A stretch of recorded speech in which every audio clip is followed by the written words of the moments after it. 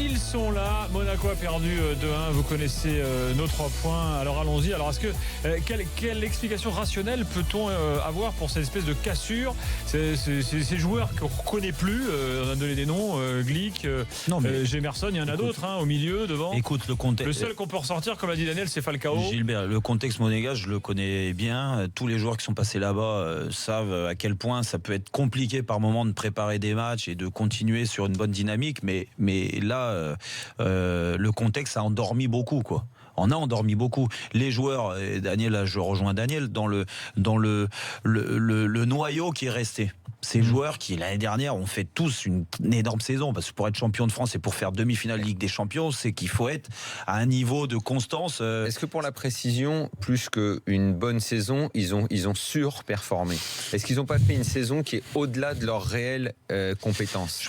Est-ce que tu penses que Glick et Gemerson sont naturellement aussi forts que l'an dernier? Mais je n'en suis pas sûr. En fait, est-ce qu'on pense que Sidibé est aussi fort que l'an dernier intrinsèquement? Je ne crois pas non plus. Mais tu sais, regarde le. Je pense qu'il y en avait énormément qui ont été au-dessus de leur niveau. Mais sauf que là, tu viens de me citer que ça des arrive défenseurs. dans l'histoire du foot, ça arrive. Oui, mais non. Moi, j'y crois pas. Sur une saison comme ça, à surperformer, les joueurs, ils ont été au taquet. Regarde, Givet, Schilacci, tous les mecs de ton époque. Combien ont été aussi forts après? Toi, par exemple, t'as jamais été aussi fort qu'en 2004. Non, mais ce que je veux dire, c'est que le collectif te rend plus fort. On est d'accord.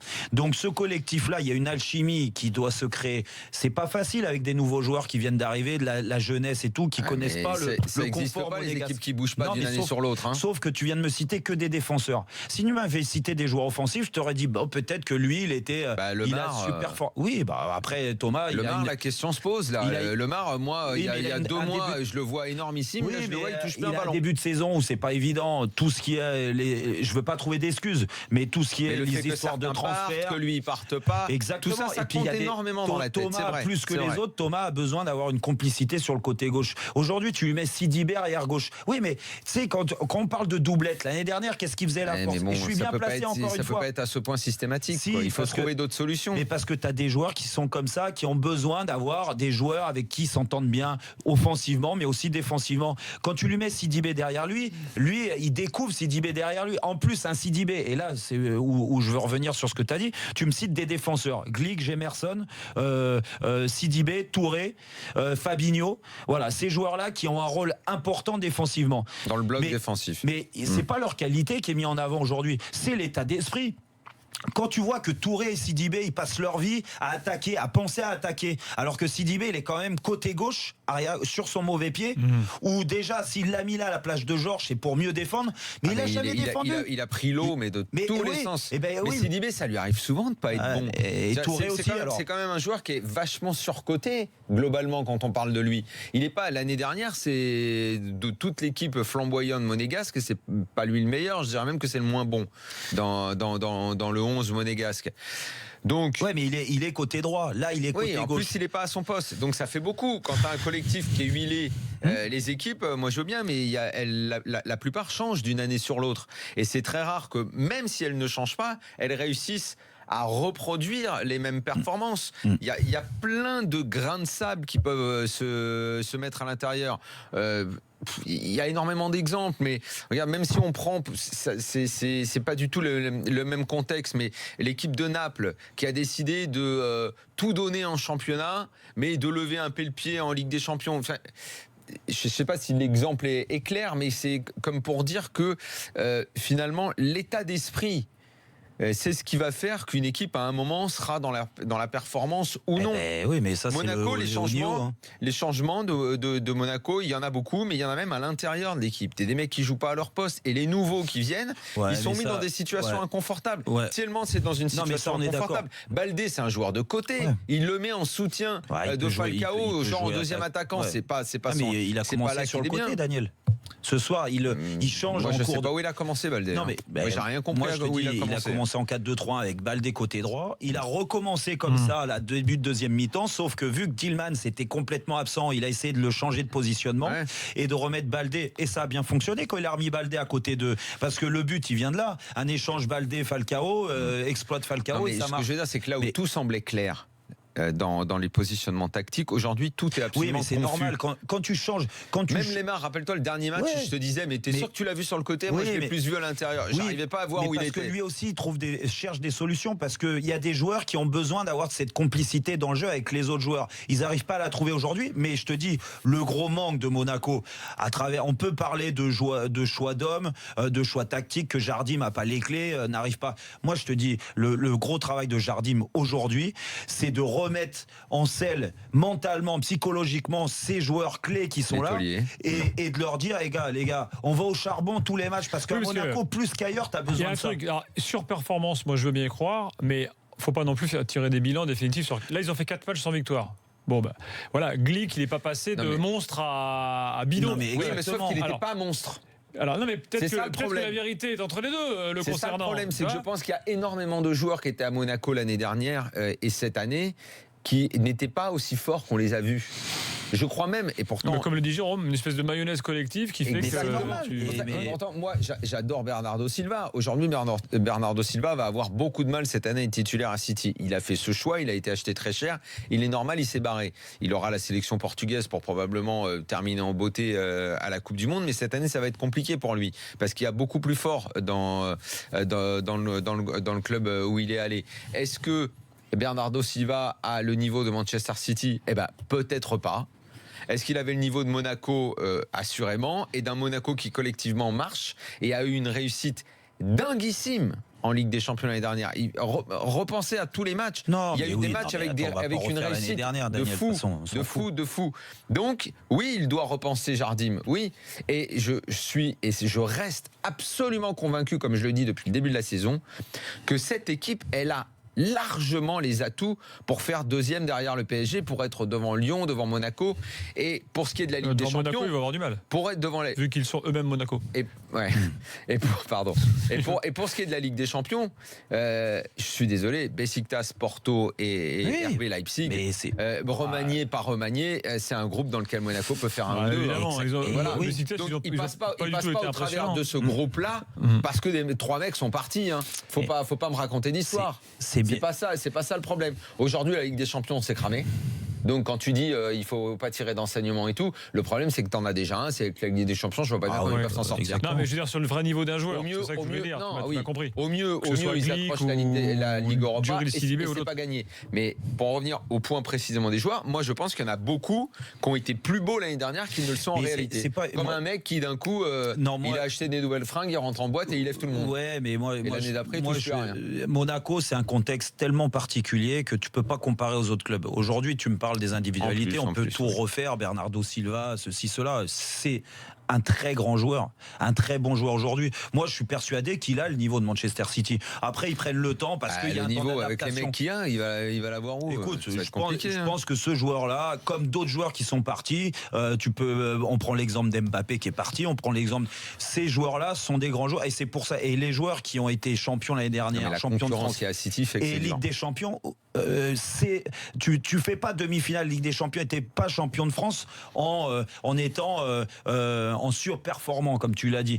Moi, je pense qu'il surperforme. Sur quelques mois, oui, sur toute une année, c'est impossible. Regarde, Leicester a surperformé sur une année. Ça arrive. Monaco en 2004, vous surperformez. Vous n'êtes pas à ce niveau-là. Mais aujourd'hui, regarde, si tu prends les mecs l'équipe que vous formiez, qui a brillé derrière?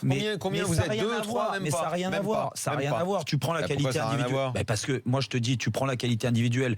Je te parle pas d'un point de vue défensif où je pense que défensivement, tu as besoin d'avoir une alchimie, tu as besoin d'avoir un état d'esprit. Ce qu'on avait à l'époque, on va pas refaire l'histoire, ce qu'ils avaient l'année dernière, ce qu'ils ont perdu aujourd'hui, l'envie de bien défendre ensemble, l'envie de faire les efforts à leur poste. Après, offensivement, et c'est pas parce que je suis là et que d'autres, mais offensivement, pour marquer des buts, tu peux pas surperformer, Daniel, sur toute une année. T'as des qualités pour finir temps en temps. Tu marques autant de buts, c'est que t'es performant, c'est que l'alchimie, plus à Monaco qu'ailleurs, je peux te dire que t'as besoin d'avoir ces complémentarités. À Monaco, plus le contexte. Il est écrit nulle part que quand t'es bon une année, avec Jaouer, avec une équipe, t'es bon l'année suivante. Exactement. Jaouer, tu nous as écouté attentivement. Est-ce que tu as un truc à rajouter?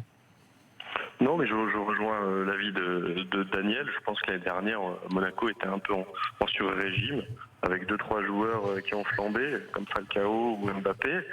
Et cette année, c'est plus compliqué, avec des joueurs qui jouent pas à leur poste et des recrues qui n'ont pas le niveau qu'on attendait. Donc forcément, ça devient plus compliqué. Jaouer, merci pour tout. Il y a beaucoup de réactions, il y a beaucoup de monde sur le hashtag RMC Live ce soir. Qu'est-ce qu'on me dit par exemple, de toute façon, l'objectif de Monaco est financier et pas sportif. Donc quand on a compris ça, on a tout compris. Non, mais ça n'a pas à voir. Je suis désolé. Ils vendent des joueurs, ok, très bien, mais ils en ont racheté. Ouais. Et puis, il y a de la qualité je reste dans le convaincu groupe, qu'il y a énormément de qualité dans le groupe. Écoute. Ils ont peut-être pas. Attention, parce que quand je dis surperformer, je veux pas. Attends, qu'on comprenne bien. Je ne réduis pas à rien ce qu'ils ont fait l'année dernière. Pas du tout. Mais parce qu'il y a beaucoup de réactions qui nous disent ouais, l'an dernier vous brossiez Glick, Sidibé, et maintenant vous les fracassez. Mais pas du tout, pas du tout. C'est être demi-finaliste de la Ligue des Champions, c'est très compliqué. Refaire les mêmes performances d'année en année dans n'importe quel sport que ce soit, c'est compliqué. Et que Glick ait été très fort une année et qu'il revienne à son, on va dire à son vrai niveau cette année, ça n'a rien de choquant et à la limite ça n'a rien d'extrêmement critiquable et pas du tout. Je n'ai pas du tout envie de le défoncer, mais jamais de la vie.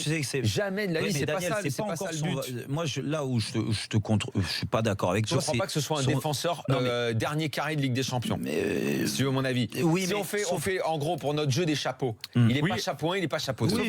On nous rappelle que l'an dernier, et c'est vrai, je me souviens, on avait mis Glick chapeau 3, Thiago Silva chapeau 4. Écoute, par exemple. Moi, ça, alors, c'est peut-être pas toujours moi, vrai, parce que j'ai trouvé que c'était une aberration. Et Thiago Silva a toujours été plus fort que Glick à mes yeux. Mais Glick chapeau 3, c'était plutôt bien placé pour le coup. C'était plutôt bien placé. Chapeau 3 ou chapeau 2 ou chapeau 4, peu importe. Ce que je veux dire, c'est que l'année dernière, Glick a un niveau de performance qui est exceptionnel.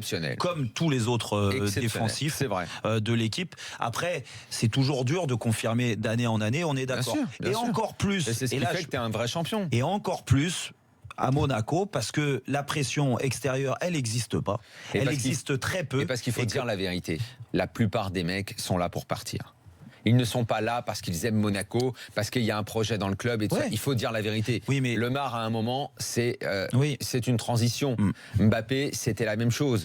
Il y a des mecs qui, en revanche, c'est pour ça qu'il y a beaucoup de mecs, les plus. Rappelez-toi. Attends, il y a quelques-uns, un gars comme Subasic, bon, tu vas me dire, ok, il est un gardien de but. Non, lui. Subasic, il l'a déclaré plusieurs fois. C'est le contraire. D'autres qui jouent pas, genre Radji, il dit, moi, c'est un rêve. Voilà. Là, tu me prends le cas de mecs qui sont en gros bien là où ils sont. Voilà. Mais pour je t'en ai cité deux, j'en ai pas d'autres à donner. Pour 80% des joueurs, Monaco, c'est une salle de transit, quoi. C'est une salle d'embarquement. On le sait. Il faut pas se mentir, il faut pas se raconter d'histoire. C'était ça pour ceux qui sont partis. Et c'est le but aussi d'un mec comme Baldé, c'est de trouver une vitrine pour signer ailleurs ensuite.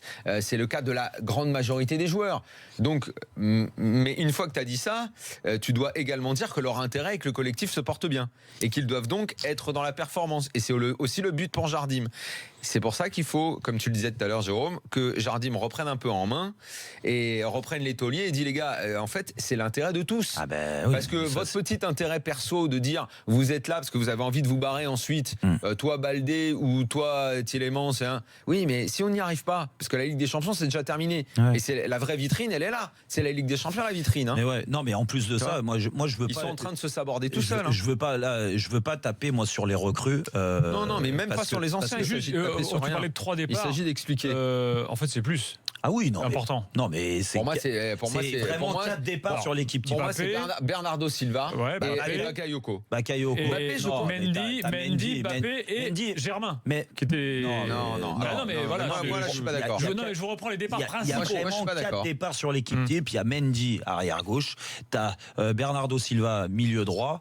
Bakayoko dans l'axe et Mbappé devant. Donc ça fait 4 départs. C'est vrai que ça fait beaucoup, mais peu importe. Mais moi, ce que je veux dire, c'est que je partage pas votre avis sur l'importance de ces départs-là. C'est que, si, parce que tous ces joueurs-là sont très importants, Daniel. Même si tu me dis Bernardo Silva avec Ronny Lopez, c'est à peu près le même. C'est pas le même joueur au niveau des performances aujourd'hui. Il ne joue que 6 mois. Il te permet sur quart de finale sur du très haut niveau, avec ses jambes, avec son niveau de jeu, de effectivement peut-être aller en demi de Ligue des Champions. Mais même sans Mbappé, tu dois pouvoir sortir de ce groupe-là. Oui, c'est ça que je veux dire. Moi, En fait, les mecs qui. Non, l'équipe actuelle, elle doit être première de ce groupe-là, du groupe d'aujourd'hui. Voilà, d'accord. Donc Voilà, les départs n'ont rien à voir avec la période que traverse Monaco actuellement. Ah mais ça, je suis juste une. Non, mais là, je suis d'accord. Je précisais juste qu'il n'y en avait pas que 3. Non, mais je te dis pour finir là-dessus sur le. Moi, je veux pas taper sur les recrues parce que encore une fois, là, on va dire voilà, ces départs-là n'ont pas été compensés. Moi, ça n'a rien à voir. Je pense que les joueurs qui sont arrivés ont beaucoup de qualité, que ça soit Tillmans, que ça soit Keita Baldé, que ça soit Jorge qui était là l'année dernière. Malheureusement, là, il a pas fait jouer. Bon, je sais pas pourquoi. Il y a peut-être une raison pour Jorge. Ronny Lopez, ils ont des qualités. Le problème, c'est que voilà, il faut réussir à créer cette alchimie dans le groupe à Monaco. Et s'ils arrivent à créer ça, je suis sûr qu'au bout d'un moment, ça va repartir tranquillement. Ils seront plus solides. Alors malheureusement pour la Ligue des Champions, maintenant c'est compromis, très compromis. Mathieu au 32-16, juste avant j'ai DB10 qui nous dit Germain est l'attaquant qui a eu le plus de temps de jeu l'an dernier. Sur les 6 premiers mois. Sur les 6 premiers mois, c'est lui qui jouait. Il était titulaire avec Falcao devant. Mathieu est là, salut Mathieu. Salut les amis. Salut, Mathieu. Bon, est-ce que tu es d'accord avec ce que tu as entendu ou est-ce que tu as une autre explication pour expliquer cette cassure actuelle à Monaco là ? Moi, je suis d'accord avec Daniel dans le sens que les départs, c'est les départs et voilà, il faut arrêter de parler de l'année dernière maintenant. Et parce que j'entends les supporters dire ouais, mais l'année dernière c'était bien, maintenant on est nul, gna gna gna gna. Moi, ça me gonfle. Donc déjà. Là, c'est une nouvelle année pour l'AS Monaco. Voilà, on a remis notre projet d'essayer de faire podium cette année et de jouer ce qu'on peut en Ligue des Champions. Pour moi, que Jardim s'obstine à mettre Sidibé à gauche, c'est une erreur de coaching parce qu'on voit bien que Sidibé à gauche, il perd au moins 50% de ses capacités, ça c'est clair. Là, si Jorge il est court, il faut mettre Radji parce que Radji c'est un couteau suisse, c'est un mec qui peut jouer dans l'axe à droite et à gauche et qui nous sortait des matchs. Je crois qu'il est blessé Radji, mais il était sur le banc. Il était sur le banc ce soir. Ouais, je sais pas s'il est pas un peu cramoise quand même. Hein. Écoute, cramoise ou pas cramoise, pour moi c'est un guerrier, c'est quelqu'un qui se bat pour l'équipe et on a besoin aujourd'hui de joueurs qui se battent pour l'équipe et pas pour eux. Pas pour briller et partir après quoi. Là pour moi, ce soir j'ai vu que encore une fois Fabinho, l'impact et l'engagement au niveau des duels c'était zéro. On dirait qu'il a peur de se blesser en fait tout simplement quoi. Dès qu'il y a un duel engagé, il va pas au contact. Donc, et Mathieu, là-dessus en revanche, Jérôme il avait raison tout à l'heure.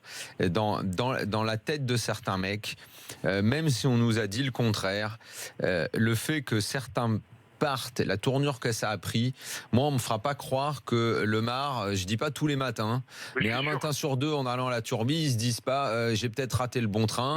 Et si en Ligue des Champions cette année on brille pas comme l'année dernière, genre limite on sort même pas des poules, je vais valoir moins cher, on me donnera moins cher, j'ai peut-être laissé le train de ma carrière filer.